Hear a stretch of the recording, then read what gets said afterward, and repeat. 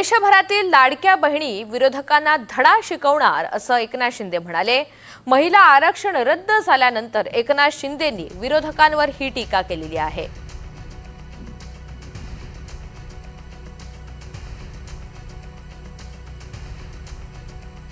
एकशे 31वा विधेयक नामंजूर संसदेमध्ये झालं आणि त्यानंतर आता सत्ताधाऱ्यांनी विरोधकांवर निशाणा साधलेला आहे।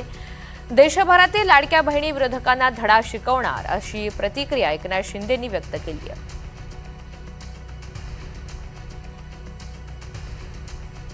दरम्यान संजय राऊतांनी सरकारवर टीका केलेली होती आणि त्याला एकनाथ शिंदेंनी प्रत्युत्तर दिलंय।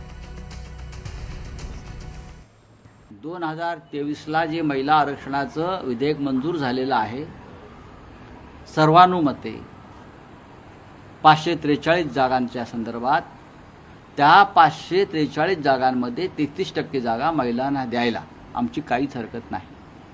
पण 543 जागा जर दिल्या तर कदाचित भारतीय जनता पक्षातले जे थोर पुरुष मंडळी आहेत त्यांच्या जागा महिला राखीव होतील।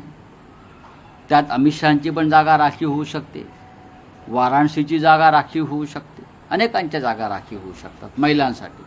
त्याच्यामुळे या थोर पुरुषांच्या जागांचा बचाव करण्यासाठी त्यांना 850 जागा निर्माण करायच्या आहेत। ही अत्यंत लाजिरवाणी आणि भयंकर अशी गोष्ट आहे। लाडक्या बहिणींनी जसं महाराष्ट्रात ज्यांनी योजनेत खोडा घातला तसं त्यांना जोडा दाखवला, तसंच या देशामध्ये या लाडक्या बहिणींच्या विरोधामध्ये विरोधी पक्षाने ज्यांनी विरोध केला त्यांना धडा शिकवल्याशिवाय या देशातल्या लाडक्या बहिणी स्वस्थ बसणार नाही।